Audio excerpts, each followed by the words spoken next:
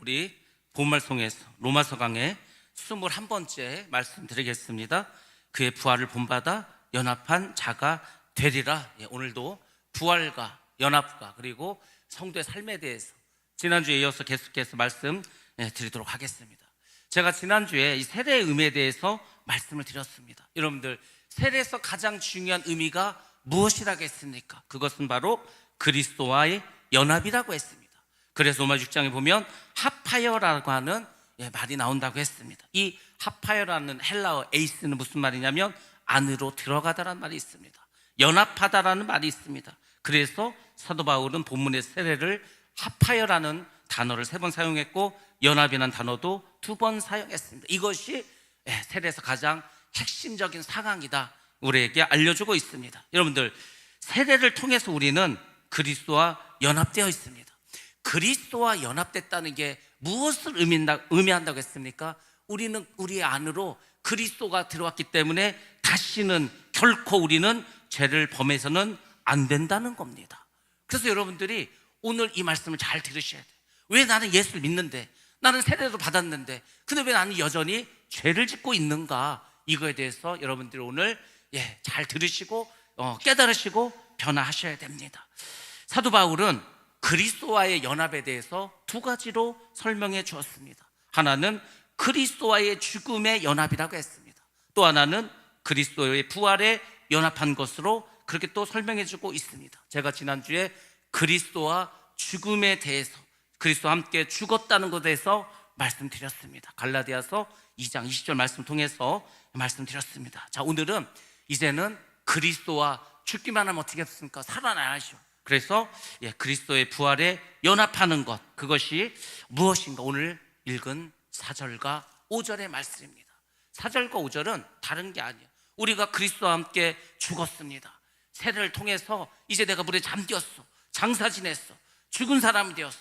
근데 우리가 물 위로 올라오지 않습니까? 예수님이 살아난 것 같이 우리가 다시 살아난다는 겁니다. 그래서 우리는 그 살아날 때도 그리스도와 연합한다고 말해주고 있습니다. 물속에서 올라오는 것은 어떻게 올라오는지 아십니까? 여러분들, 이제 새 사람으로 올라오는 겁니다. 죄악된 나는 그리스도와 함께 십자가에 매달렸을 때, 물속에 들어갔을 때 죄악된 사람이 죽는 거예요. 그래서 다시 물 밖으로 나올 때는 어떤 사람이 나온다는 것입니까? 바로 새 사람으로 나온다는 겁니다. 이게 세례의 진정한 의미라는 겁니다. 그래서 세례를 통해서 그리스도의 부활에 연합한 사람은 이제 옛사람이 아니라 새 사람으로 더 이상 죄를 지어서는 안 된다는 겁니다. 죄를 지면 안 돼. 원래 그리스도인들은요, 이제 새 사람이 되었고 그리스도께서 우리 안에 들어왔기 때문에 죄를 져서는 안 되는 것이 원칙입니다. 근데 여러분, 우리는 고이든 또는 고이가 아니든 간에 어떻게 하면 계속해서 죄를 짓고 있습니다. 이상하다. 내가 그리스도와 함께 죽고 그리스도와 함께 새 사람으로 이제 살아났는데, 그럼 내가 이제 죄를 짓지 말아야 되는데 왜 나는 계속해서 죄를 짓고 있는가? 이상하지 않습니까? 왜 나는 죄를 계속해서 짓고 있을까?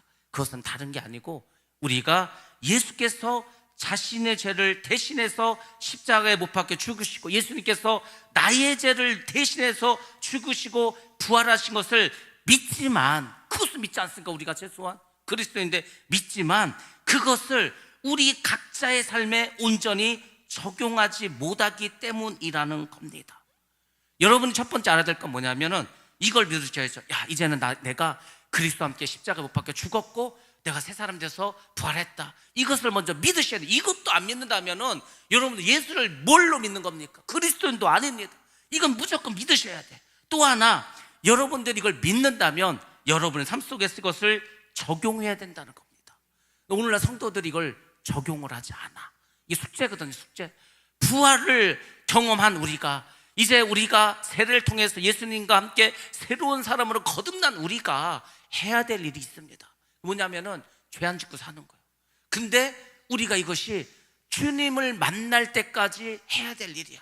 근데 누구도 이것에 대해서는 생각을 하지 않아. 그럼 여러분들, 우리는 무엇으로 그리스도인이 되었다고 말을 하겠습니까? 우리 삶에 이 믿음이 적용되지 않는다면 우리의 믿음은 정말 아무 의미가 없는 것입니다. 그래서 여러분들이 어찌하든지 간에 이 부활의 의미를 여러분의 삶 속에서 적용을 해야 돼. 자, 이것이 숙제야. 자, 그럼 이제 어떻게 하면, 여러분들 이제 어떻게 하실 거예요? 여러분 이제 그리스도를 사셔야 됩니다. 정말로 새로운 사람으로, 거듭난 사람으로 살아야 돼. 그럼 어떻게 사실 거예요? 방법을 아십니까?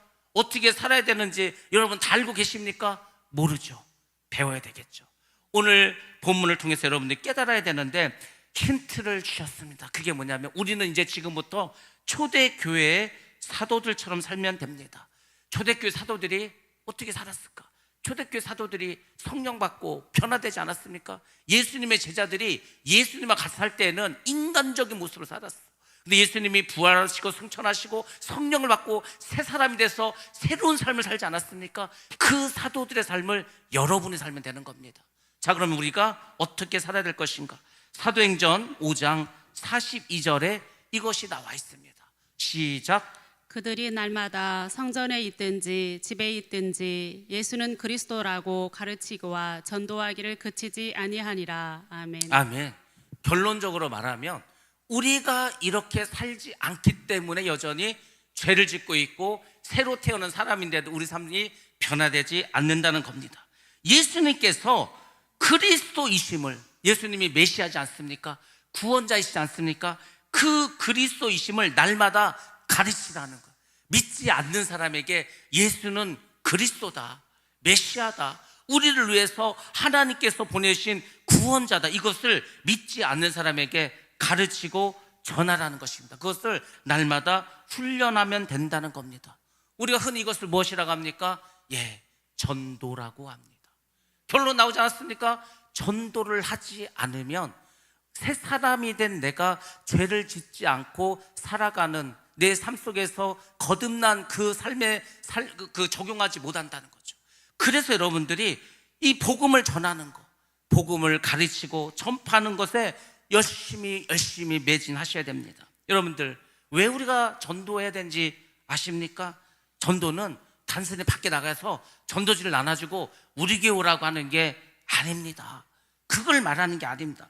단순히 그렇게 복음을 전파하는 것 이외에도 아주 중요한 것이 있는데 그게 뭐냐면 바로 나의 믿음을 훈련하는 데 유익한 것이 전도입니다. 예수님께서 우리에게 주신 명령은 뭡니까? 땅까지 복음을 전파하라는 거죠. 내 이웃부터. 주님께서 우리에게 원하시는 게 복음을 전하는 거예요. 전도하는 거예요. 선교하는 거예요. 근데 전도도 하지 않고 선교도 하지 않아. 그러면요, 우리는 아무것도 믿음의 생활을 하는 것이 아닙니다. 사도들이 주님께서 주신 성령을 받고서 한 일은 뭐냐면 그냥 복음을 전파했어요.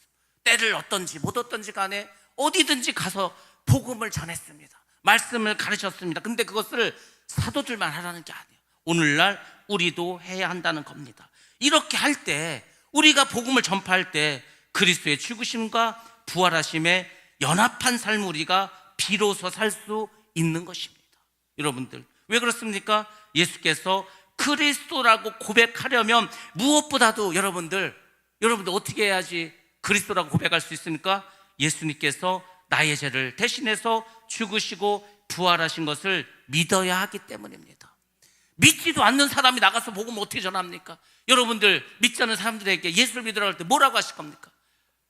하나님이 당신을 사랑하십니다. 근데 우리는 다 죄인입니다. 그래서 우리는 다 지옥 갈 수밖에 없습니다. 지옥 갈 수밖에 없는 우리를 불쌍히 여기셔서 하나님께서 예수님을 보내주시고 그 예수님이 우리 죄를 위해서 우리를 대신해서 죽으셨습니다. 그래서 그분이 우리 죄를 위해서 죽으셨기 때문에 우리가 예수를 믿기만 하면은 우리 죄를 하나님 다 용서해 주시고 우리를 하나님의 자녀 삼아 주시고 우리를 천국 백성으로 삼아 주십니다. 뭐 그렇게 말할 거지 않습니까? 그러니까 여러분들, 이렇게 말하려면 최소한 여러분들이 나를 위해서 죽으시고 십자가에서 피 흘리신 예수님을 믿으실 건 아닙니까? 믿으니까 전할 거 아닙니까? 내가 믿지도 않는데 뭘 전하겠습니까? 근데 전도하지 않으면은요, 내가 믿는 건지 아닌지, 예수님께서 십자가에서 흘리신 그 보혈의 피가 나를 위한 건지 저 사람을 위한 건지 잘 몰라. 관심도 없어. 신경도 안 써. 그래서 오늘날 성도들이 능력이 없는 겁니다. 변화되지 않는 겁니다. 그리스도인의 삶을 살지 못하는 겁니다. 왜? 전하지 않기 때문에. 여러분, 전도는요, 단순히 우리가 전도를 해서 막 그냥 교인의 숫자를 늘리는 게 아니라니까. 전도는 반드시 내가 해야 될 일이고, 전도를 통해서 내가 그리스도가 나의 삶의 주인이고 그분이 나를 위해서 죽으셨다는 것을 날마다 고백하면서 가르치면서 여러분 스스로가 믿는 것을 날마다 연습하는 겁니다. 그래서 여러분들 열심히 전도하셔야 됩니다. 그렇게 계속 하다 보면은 자기도 모르게 예수님의 죽으심과 부활에 연합된 삶을 살아가게 되는 것인 줄로 믿습니다. 그러니까 뭐 내가 부활에 대해서, 이 그리스도와의 연합에 대해서 내가 정말 알고 싶다, 전도하시면 됩니다. 가르치시면 된다는 겁니다. 그 다음에 또 사도 바울이 우리에게 말씀을 줍니다. 로마서 6장 6절부터 7절 말씀인데 같이 한번 보겠습니다. 자, 로마서 6장 6절부터 7절 시작. 우리가 알거니와 우리의 옛 사람이 예수와 함께 십자가에 못 박힌 것은 죄의 몸이 죽어 다시는 우리가 죄에게 종노릇 하지 아니하려 함이니, 이는 죽은 자가 죄에서 벗어나 의롭다 하심을 얻었음이라. 아멘. 아멘. 자, 사도 바울이 우리가 그리스도와 연합되었어.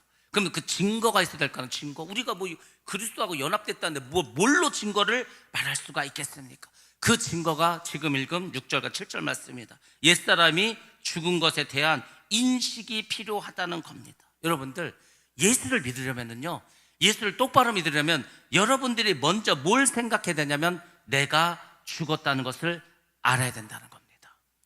예수를 믿는데 옛사람인 내가 죽었다는 것을 알지도 못하고 믿지도 못해. 그럼 부활은 어떻게 믿습니까? 죽었다는 걸 믿지 않는데, 여러분 스스로가 옛날 예수 믿기 전에 나는 죽었다, 김익도 목사가 깡패였던 김익도는 죽었다, 부고짝 날리지 않았습니까? 그리고 목사가 돼서 나타나서 변화되지 않았습니까? 그런 것처럼 내가 죽었다는 것을 여러분들 먼저 인식하시고 알아야 된다는 겁니다.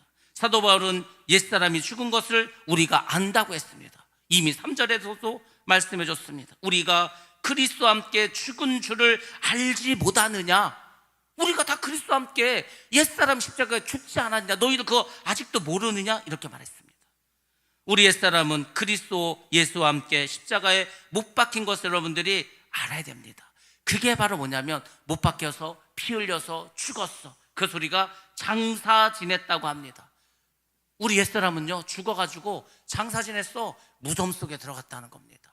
죽은 자가 돼 더 이상 나타나지도 않아. 완전히 죽어버렸다. 이것을 여러분들이 생각하셔야 돼요. 무덤 속에 있는 사람이 죽은 사람입니까? 산 사람입니까? 장사 지냈다는 것은 죽었다는 거예요. 그러니까 여러분들의 삶 속에 나는 이제 예수를 믿으니까 옛날에 나는 죽어서 없어. 이것을 여러분들이 아시고 믿으시고 그게 인정하고 살아가야 됩니다.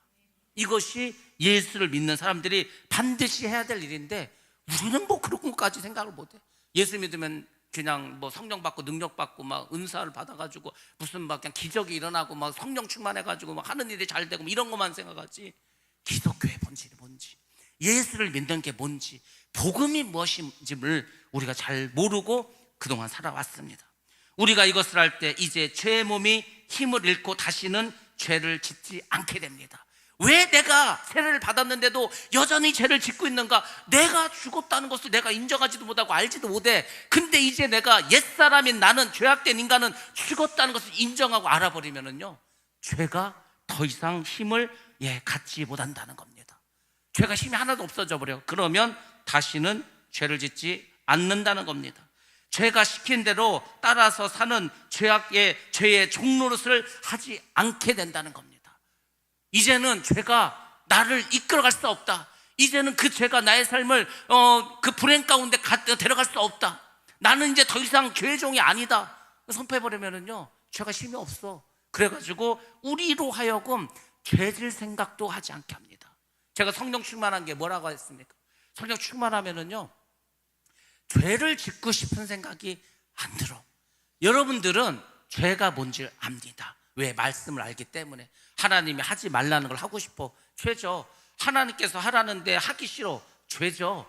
근데 성령 충만하면은 하나님이 하라는 말씀을 막 순종하고 싶어. 하지 말라는 것은 그냥 막 쳐다도 보기 싫어.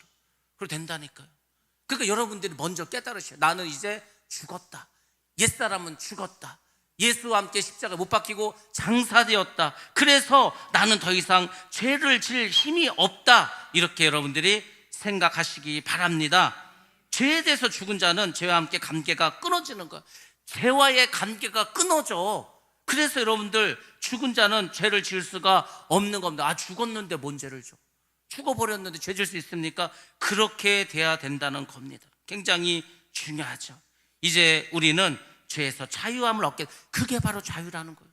예수를 믿어서 자유함을 얻었다는 게 뭐냐면, 막 죄를 짓고 싶었던 그 옛사람, 얘가 죽어버렸어. 그래서 더 이상 죄 짓고 싶은 생각도 안 들어. 그것이 바로 죄에서 자유함을 얻었다는 겁니다. 그때 죄에서 벗어나 다시는 죄를 짓지 않고 의롭다함을 얻게 되는 겁니다. 우리가 옛사람으로 살아갈 때, 예수님을 믿기 전 그 사람은 죽었다.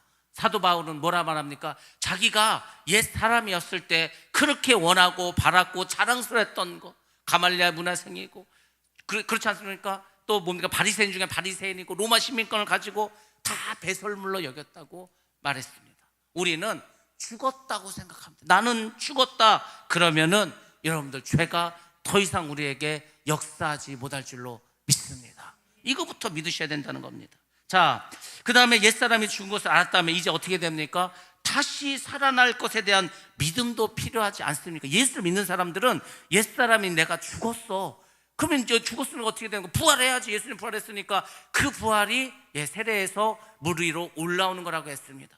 그것도 여러분들이 믿어야 된다는 거예요. 자, 말씀 봅니다. 오늘 본 말씀입니다. 로마서 6장 8절에서 9절 말씀을 보겠습니다.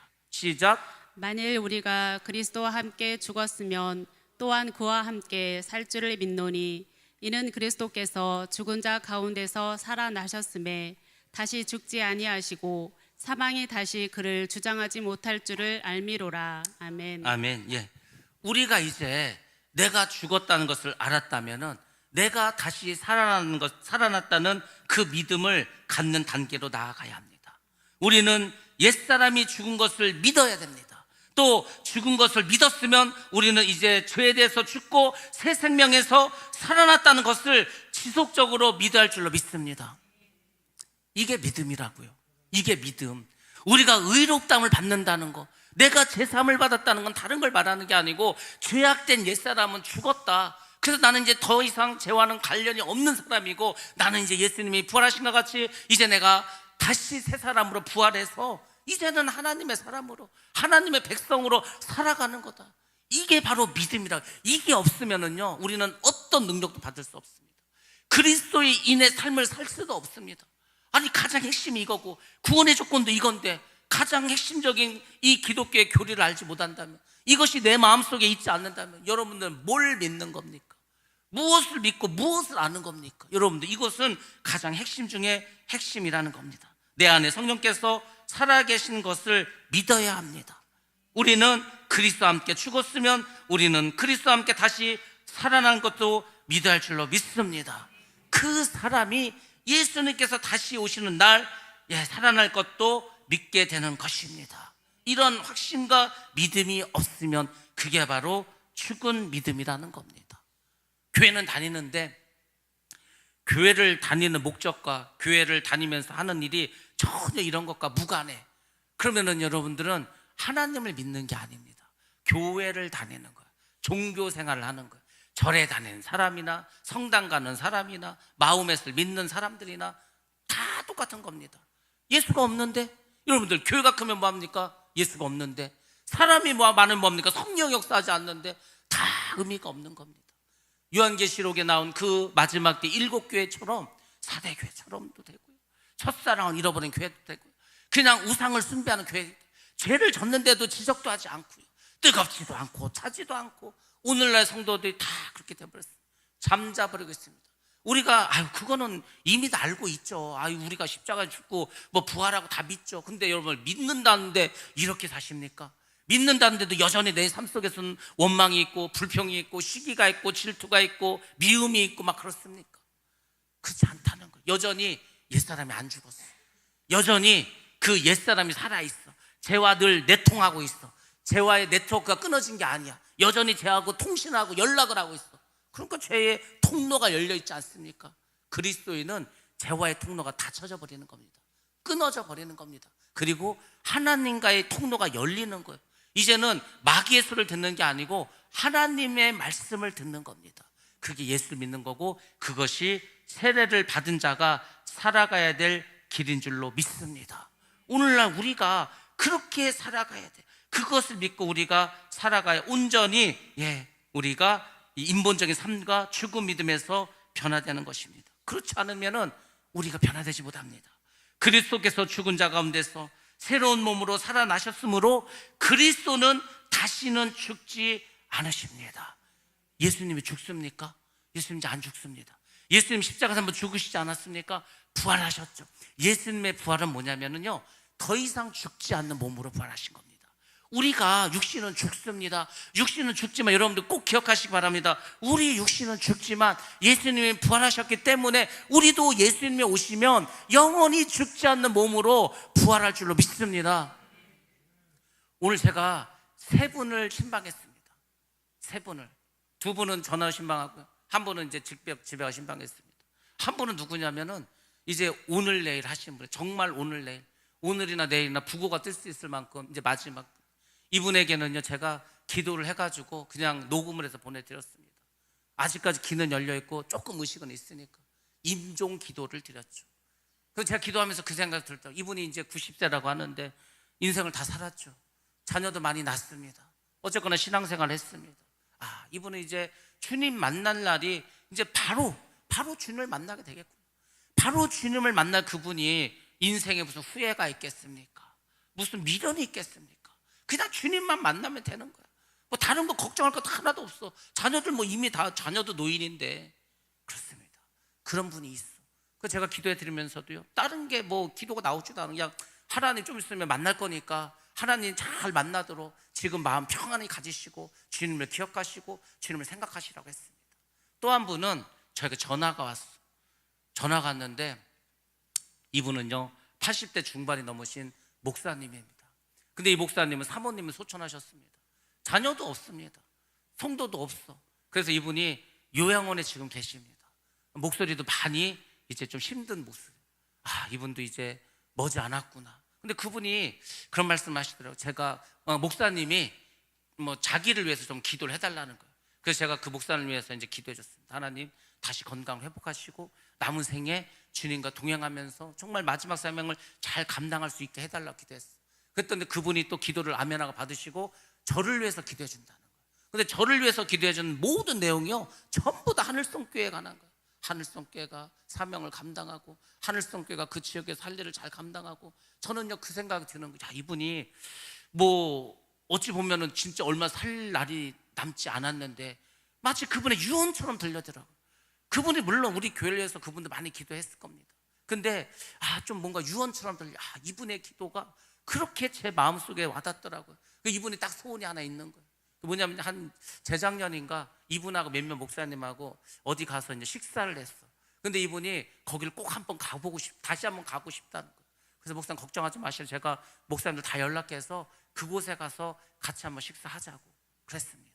여러분들, 우리의 인생은요 그런 겁니다. 이제 곧 하나님을 만날 사람도 있고 조금 있다 만날 사람도 있고. 그럼 여러분은 언제 만날 겁니까? 우리는 뭐 한 천년 만년 남았습니까? 아닙니다. 우리도 당장 하나님 만날 사람이 있습니다. 사람이 내일 일을 압니까? 모르죠. 자다가 오늘 밤 자다가 어떻게 무슨 일인지 압니까? 모르죠. 우리도 다 하나님을 만날 사람들이에요. 그러면 그 하나님을 만날 때 여러분들은 정말 하나님, 나는 그리스도와 함께 십자가 죽어서 내가 정말 그리스도가 부활하심을 믿고 내가 다시 그 부활에 그리스도 연합된 걸 믿고 내 안에서 이제 오직 예수가 사심으로 내 주님을 위해서 내 복음을 전파하면서 살았습니다. 여러분들 그렇게 지금 당장 내일이라도 오늘 밤이라도 주님을 만나면 그 말씀 하실 수 있습니까? 꼭 뭐 죽을 날을 얼마 남겨두지 않은 분들만 그걸 생각하고 살아야 됩니까? 아닙니다. 우리 모두도 다 같은 마음으로 이미 살고 있어야 돼. 우리 지금 예수 믿은 지 얼마 됐습니까? 여러분 지금 세례 받은 지 얼마 됐습니까? 수십 년 되지 않아서 저도 세례 17살 때 받았습니다. 지금 뭐 한 40년 됐어. 40년이 됐다니까요. 그럼 40년 동안 저는 정말 죄도 짓지 않고 그리스도 연합되면서 삶을 살았겠습니까? 아니요. 여러분들은 어떻습니까? 여러분들, 우리가 항상 날마다 매일매일 나는 그리스도와 함께 죽고 그리스도와 함께 부활했다, 그러면 나는 이 복음을 전해야 된다, 날마다 그것을 기억하시고 그대로 살아야 되는 겁니다. 광야 생활은요, 가나안에 들어갈 때까지가 광야 생활이에요. 그러니까 여러분들은, 우리 모두는 광야 생활이라고 하지 않았습니까? 이 광야 생활 여러분들이 잘 하실 때, 그때 가나안에 들어가서 하나님 만났을 때 하나님 기쁨으로 우리가 만나게 될 줄로 믿습니다. 그것이 우리가 예수를 믿는 중요한 내용이라는 것을 기억하시기 바랍니다. 사망 권세가 지배하지 못하는 우리 삶이 되도록 하시기 바랍니다. 우리가 성령을 따라 살면 다시는 사망 권세가 우리를 지배하지 못하게 됩니다. 예수를 믿고 새 생명 얻은 우리라면 반드시 그렇게 살아가야 합니다. 두려움과 불안과 슬픔이 우리를 지배하지 못하도록 해야 합니다. 이것을 알아야 되는 거예요. 제가 아까 말씀드린 이제 세 번째 분은요, 지금 병이 너무 심해, 아파, 당장 죽을 건 아닌데 온몸이 다 아파, 아마 몸의 기능이 다 떨어져, 이제 걷기도 힘들어.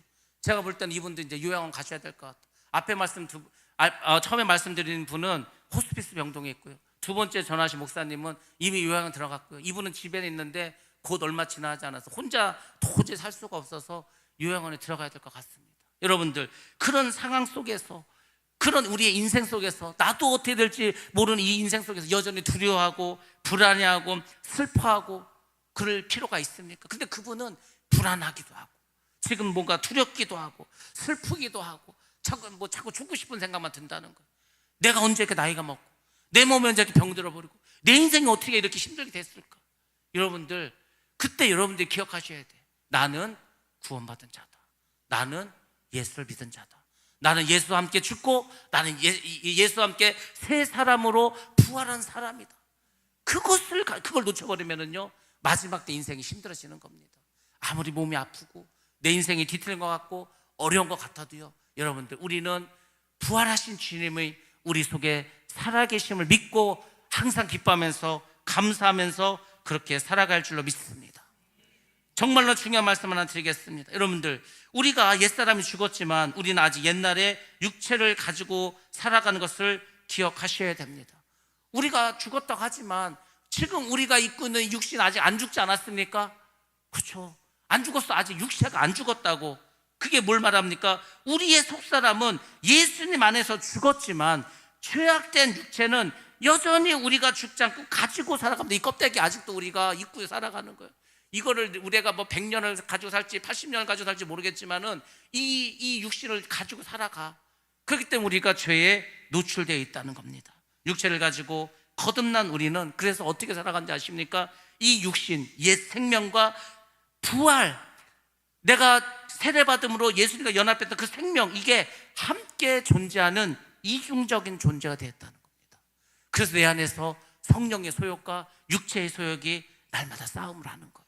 전투를 벌이는 겁니다. 그런데 여러분들, 승리하시기 바랍니다. 요한계시록에서요, 이 구원의 조건을 뭐라 말하는지 아십니까? 예수를 잘 믿어라, 전도해라, 이런 게 아닙니다. 승리하라고 하겠습니다. 죄와 싸워 승리하라는 거예요. 이 고난에 대해서 승리하라는 겁니다. 지금 우리에게 필요한 것은 믿음을 가지고 세상과 승리하는 승리자의 삶을 우리가 살아갈 줄로 믿습니다. 우리는 가고 오랫동안 죄악된 생활을 했습니다. 그래서 죄를 짓는 습관이 우리에게 있습니다. 죄악된 습관, 죄악된 말, 죄악된 행동을 지금도 가지고 살아갈 수 있다는 겁니다. 그럼 우리가 성령을 받고 거듭난 자라 할지라도 우리는 곧바로 거룩한 사람이 되지 못합니다. 이스라엘 백성들이 430년 동안 바로의 압제에 있다가 출애굽했습니다. 출애굽해서 이 사람들이 바로 거룩한 사람이 되었습니까? 그렇지 않았습니다. 이들이 곧바로 바로의 영향력에서 벗어난 건 아니에요. 우리가 예수 믿었다고 그날 바로 우리 삶이 확 변합니까? 죄악된 습성을 다 버릴 수 있습니까? 그렇지 못하죠. 그래서 그들에게 40년 동안 광야 생활이 필요했습니다. 바로 하나님의 훈련을 받은 후에야 바로의 영향력에서 벗어날 수 있었다는 겁니다. 마찬가지로 우리도 그렇다는 거죠. 우리가 예수를 믿고 죄에서 자유함을 얻었지만 우리가 여전히 죄에서 자유를, 온전히 죄에서 자유를 얻고 새 사람이 되려면 우리에게 필요한 게 무엇입니까? 끊임없는 훈련과 연습이 필요하다는 겁니다.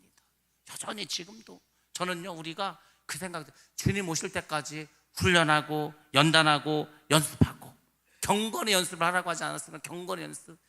여러분들, 우리가 날마다 변화되기 위해서 계속해서 나의 삶을 바꾸고 나의 생각을 바꾸고 나의 말을 바꾸고 해야 되는 거예요. 그래서 자꾸 성령의 사람으로 변화대로 힘써야 됩니다. 그래서 결론이 무엇입니까? 그리스도인으로 변화를 해야 된다는 겁니다.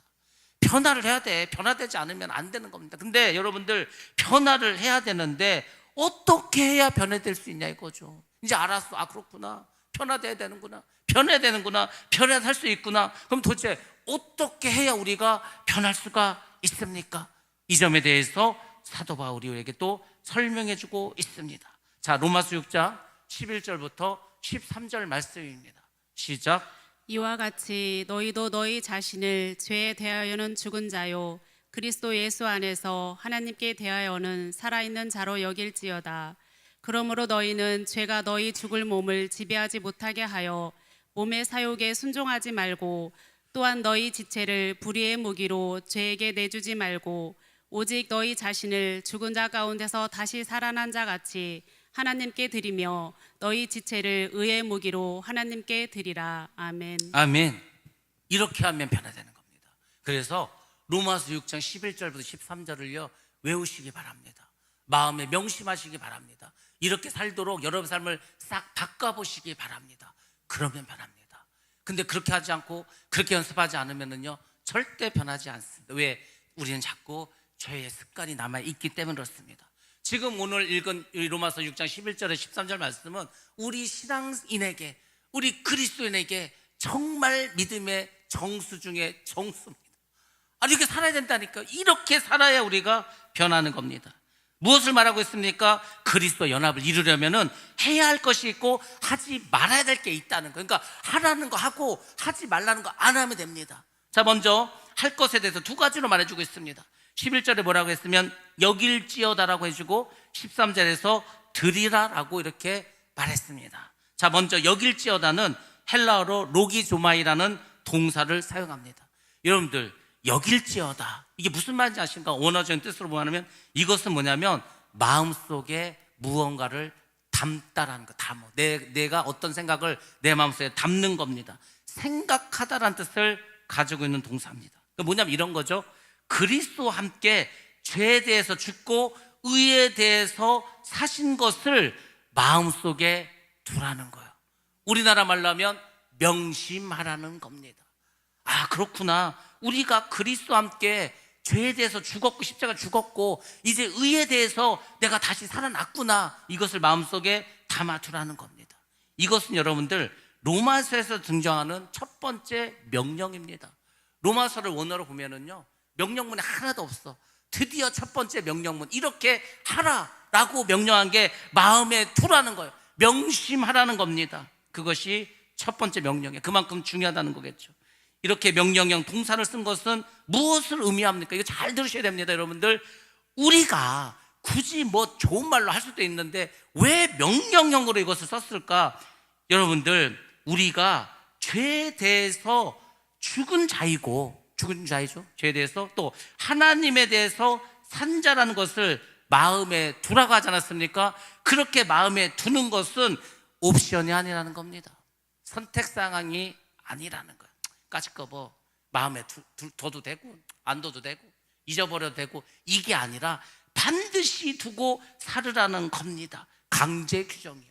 명령을 했기 때문에 너희들 반드시, 너희들이 죄에 대해서 십자가에서 주님과 함께 죽었어. 주님께서 살아나신 것, 너희들 새 사람으로, 의로운 사람으로, 의인으로 살아났어. 이것을 마음속에 절대로 잊으면 안 돼. 이것을 잊지 말고 마음속에 담아두라는 거예요. 잊어버리면 안 된다니까요. 잊어버리면 죄 짓는 거예요. 잊어버리면 내가 하나님의 자녀라는 정체성도 잊어버립니다. 그래서 죄를 짓는 겁니다. 반드시 그렇게 생각을 하라는 겁니다. 왜 그렇습니까? 내가 죄에 대해서 죽었고 하나님에 대해서 산 자라는 것을 마음에 두지 않으면 어떻게 되기 때문입니까?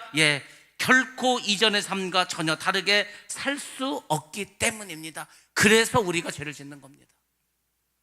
우리가 죄를 짓는 것은 나의 옛사람이 죽고 나는 새 사람이 되었던 것 자체를 믿지도 않고 마음속에 명심하지도 않고 그걸 기억하지도 않아. 그러면 우리는요 그냥 맨날 죄 짓는 거죠. 삶이 절대 변화되지 않습니다.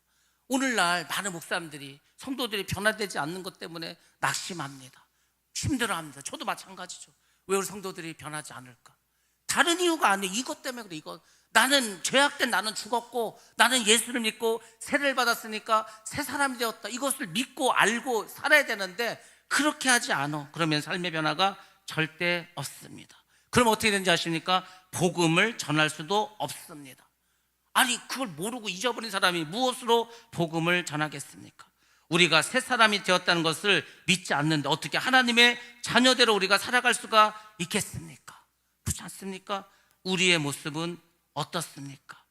그리스도와의 연합을 이론적으로는 이해를 그래 내가 교회 다닌 지가 수십 년인데 예수님께서 죽으시고 살아나시고 그 모르는 사람이 어디 있습니까? 부활절을 몇 번 보냈는데 그렇지 않습니까? 그거는 다 이론적으로 이해를 해. 근데 여러분들 솔직히 말씀드리면요 우리는 여기에 큰 관심을 두지 않습니다.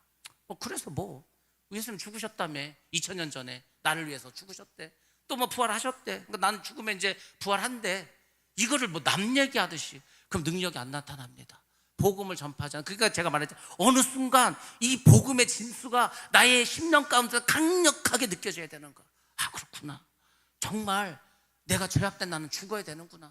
나는 주님과 함께 십자가에서 다시 살아나야 되는구나. 이것을 여러분들이 강력하게 느껴야 됩니다. 그래야 새 사람이 되는 겁니다. 하나님의 자녀답게 살 수가 있습니다. 여러분들 우리가 이런 생각을 하지 않으면요 삶의 변화가 없습니다. 이제 우리의 생각을 바꾸셔야 합니다. 예수님께서 십자가에 못 박혀 죽었을 때 나도 함께 죽었구나. 예수님이 십자가에서 부활하셨을 때 우리도 그분과 함께 살아났구나. 이것이 마음에서 떠나지 않도록 해야 할 줄로 믿습니다. 바울은 우리 몸을 죽을 몸이라고 했어요. 우리 몸 다 죽을 몸이지 않아요. 안 죽을 사람이 없어요. 이 몸은요 죽을 몸입니다. 죽을 몸은 특징이 뭔지 아십니까? 한계가 있다는 겁니다. 영원하지 않다는 겁니다. 살아있을 때만 죄를 지고 이 육신은요 살아있을 때만 죄를 짓습니다. 여러분들 살아있을 때만 여러분 전도할 수 있습니다. 여러분이 살아있을 때만 봉사도 할 수 있습니다. 살아있는 자, 호흡이 있는 자만 찬양할 수도 있는 것입니다. 그래서 여러분들 살아있을 동안만 이렇게 사시면 됩니다. 천국 가서는요 그 기억 안 해도 돼. 십자가에서 내 옛사람 죽고 내가 다시 부활하죠. 아니 이미 천국 갔는데 뭘 그걸 기억합니까? 이 세상에서만 그것을 잘 기억하고 살아가시기 바랍니다. 그 다음에 또 하라는 게 뭡니까? 명령 두 번째 13절에 드리라고 했습니다. 드려라. 근데 그 앞에 보면은 사욕이란 말이 나옵니다. 여러분들 이 사욕이란 말이 원어로는 욕망이라는 뜻이에요. 욕망은 죄를 불러 일으킵니다. 욕심이 어떻게 됩니까? 욕심이 죄를 낳죠. 죄가 장성하면 뭐가 됩니까? 사망이 되지 않습니까? 그러니까 모든 것의 시작은 욕망이야. 그 욕망이 죄를 불러옵니다. 그것이 우리를 지배하도록 허락해서는 안 된다는 겁니다. 여러분들 우리의 육신은요 악하지도 선하지도 않습니다. 돈하고 똑같아. 돈이 악합니까? 아니요. 돈이 선합니까? 그것도 아니야. 뭡니까? 어떻게 사용하느냐에 따라서 달라지는 거예요. 우리 몸을 성령께서 다스리는 의의 병기가 되었다. 그러면 당연히 우리는요 하나님의 백성으로 살아가는 거죠. 근데 우리 몸은 마귀도 다스릴 수가 있습니다. 그래서 여러분 우리 모두는 먼저 나를 의의 무기로 하나님께 드려야 합니다. 뭘 드리라고? 나의 몸을 의의 병기로 드리라는 거예요. 여러분들 죄를 짓는 몸으로 하지 말고, 그래서 마귀에게 내 몸을 맡기지 말고 하나님께 드림으로 의의 병기로 쓰임 받으시기 바랍니다. 사도 바울이 그 두 가지를 하라고 우리에게 지금 알려주고 말씀해주고 있는 겁니다. 우리가 먼저 우리 몸을 하나님께 드리면 마귀에게 주지 않습니다. 여러분의 생각도, 여러분의 마음의 모든 뜻을, 또 여러분의 몸도 하나님께 드리시기 바랍니다. 그러면 하나님께서 우리를 새롭게 하시고 변화시켜 주실 줄로 믿습니다. 하지 말아야 될 것도 있죠. 하지 말아야 될 것. 뭘 하지 말라고 했을까? 12절하고 13절 상관절에서 말해줍니다. 바울은 말고를 2번 사용했습니다. 몸의 사욕에 순종하지 말고, 그렇죠? 너희 지체를 불의의 무기로 죄에게 내주지 말고. 한마디로 뭡니까? 사욕에 순종함으로 자신의 지체를 불의의 무기로 죄에게 내주지 말라는 겁니다. 여러분들 우리가 지체가 있잖아요. 지체. 우리 몸은요, 지체가 있어요. 머리도 있고 손발도 있고, 그렇죠? 뭐 눈도 있고 코도 있고 다 지체로 이루어져 있습니다. 우리 몸은 각각의 부분이 있습니다. 근데 여러분들, 이 지체를 불의의 무기가 되지 않도록 하라는 게 그 무슨 말인지 아십니까, 여러분들? 예수님께서도 사실 말씀하셨는데, 이게 뭐냐면 여러분의 몸의 한 부분이라도 죄를 짓지 못하게 하라는 겁니다. 우리가 로마서를 하면서 지난번에 한 사람에 대해서, 한 사람의 중요성에서 말했습니다. 한 사람 아담이 죄를 범함으로 모든 사람이 죄인이 되고 말았습니다. 한 사람, 그 예수가 순종함으로 우리가 구원 얻지 않았습니까? 한 사람이 중요한 겁니다. 그런 것처럼 우리 몸은요, 수십 가지 지체로 이루어져 있어요. 근데 그 수십 가지 지체 어떤 것도 불의의 병기로 쓰임받아서는 안 된다는 겁니다. 우리 몸의 각 지체는 다 중요합니다. 여러분, 손가락이 아파. 손가락만 아픕니까? 아닙니다. 온몸이 다 아픕니다. 그렇죠? 내 몸의 지체 어디가 병이 들면 온몸이 다 아플 수밖에 없습니다. 사람이 죽을 때 병 들어 죽었어. 그 사람이 암이래, 위암이래. 위만 암에 걸렸어. 근데 이게 어떻게 몸에 다 퍼지지 않습니까? 그래서 죽는 거예요. 우리 몸은 다 연결되어 있습니다. 그래서 우리 지체 중에 하나가 죄를 지으면 몸 전체가 죄를 짓는 겁니다. 그래서 뭐라고 했습니까? 예수 뭐라고 했어? 네 손과 발이 죄를 졌어? 잘라버려. 네 눈이 죄를 졌어? 빼버려. 그렇게 말씀하지 않았습니까? 그런 겁니다. 우리의 지체 중에서 어느 하나라도 죄를 범하지 말라는 거. 왜? 그 눈이 죄를 지면은요, 내 전체가 죄를 지게 된다니까요. 그걸 말하는, 그걸. 그래서 여러분들이 내 몸 어느 한 지체도 죄를 짓지 않도록 해야 돼. 내 귀와 눈과 손과 발과 생각이 사욕이 아니라 주님의 뜻에 따라서 움직여야 된다는 겁니다. 눈으로 죄를 짓고, 입으로 죄를 짓고, 귀로 죄를 짓고, 손으로 죄를 짓고, 마음으로 죄를 짓고, 그런 거 하지 말라는 겁니다. 어떤 목사님이요, 교회를, 사택에서 교회를 가는데 이게 자꾸 차가 막혀. 근데 어떻게 가다 보니까 새 길을 발견했는데 차가 별로 안 다녀. 그래서 이제 갔어. 그 금방 한 30분이면 빨라지는 거야. 아, 내가 좋은 길을 발견했다고. 어느 날 사모님과 함께 그 길을 갔어. 근데 사모님 깜짝 놀랐는 거야. 큰일 났다는 거야. 왜 그러냐니까 이 길이 일방통행이라는 거야. 깜짝 놀랐어. 아, 그래, 나 몰랐는데. 그래서 이분이, 야, 일방통행이니까 이제 글로 가면 안 되겠다, 그렇게 생각을 했겠죠. 근데 여러분, 그렇다 하더라도 내가 너무 급해, 내가 빨리 가야 돼, 그럼 일방통행인 걸 알면서도 그 길을 가려고 하지 않겠습니까? 그런 충동이 들지 않습니까? 우리가 그렇다는 거야. 아, 우리가 그렇게 하면 죄라는 걸 알아. 그렇게 하면 잘못됐다는 거 알아. 알면서도 그 죄가 우리 가운데서 막 충동을 일으켜, 그래서 결국은 죄를 짓는 거지 않습니까? 죄라는 것을 알지만, 죄는요, 왜 짓는다고 했으면 제가? 죄를 짓는 일은 딱 하나요. 좋아서 짓는 거, 좋아서. 죄를 지면은요, 어떻게 됩니까? 잠깐의 기쁨과 쾌락이 있습니다. 근데 그 잠깐의 기쁨과 쾌락은요, 나에게 엄청난 희생을 따르게 한다는 것을 기억하시기 바랍니다. 우리가 고통하며 좌절하고 낙심하는 것이 바로 이거지 않습니까? 또 내가 죄를 졌네. 또 내가 마귀에 속았네. 또 내가 잘못을 했네. 그것 때문에 내가 참 괴로워하지 않습니까? 내가 나이가 몇인데, 내가 예수 믿은 지가 얼마인데, 내가 지금 교회에서 중직인데, 내가 아직도 이런 죄를 짓고 있어. 내 애들도 아닌데 스스로가 창피하고 막 그렇지 않습니까? 그것이 죄라는 겁니다. 이런 죄악 속에서 우리는 벗어날 수가 없죠. 예수를 믿는데도, 세례를 받았는데도, 그러면 이제 어떻게 해야 됩니까? 그냥 이렇게 살아가야 돼? 아니요. 여러분, 로마서가요, 왜 귀한지 아십니까? 사도 바울은 우리의 신앙생활이 뭐가 힘들고 뭐가 어려운지를 다 알아. 우리 믿는 자들이 이런 지금 고통 가운데 있다는 걸 알아. 그래서 로마에 있는 성도들도 그렇게 지금 살고 있다는 걸 알아. 그래서 그걸 또 해결책을 주는 겁니다. 그래서 로마서를 읽은 로마의 성도들이요, 그 불과 같은 핍박 속에서 순교당하고요, 십자가 매달리고 화형당하고 사자밥이 되고 카타콤에서 300년을 살면서도 살 수 있었던 것은 무엇이냐면, 사도 바울이 계속해서 그것을 이길 수 있는 말씀을 주셨기 때문입니다. 여러분, 힘들 때마다 로마서를 잘 보시고 힘을 얻으시기 바랍니다. 오늘 본 말씀입니다. 14절 말씀인데, 로마서 6장 14절 말씀 한번 보겠습니다. 이것을 잘 기억하셔야 됩니다. 그래 우리 삶이 변화될 수가 있습니다. 시작. 죄가 너희를 주장하지 못하리니 이는 너희가 법 아래에 있지 아니하고 은혜 아래에 있음이라. 아멘. 아멘. 바울은 우리의 몸을 불의의 무기가 아니라 의의 무기로 하나님께 드려야 된다고 주장하고 있습니다.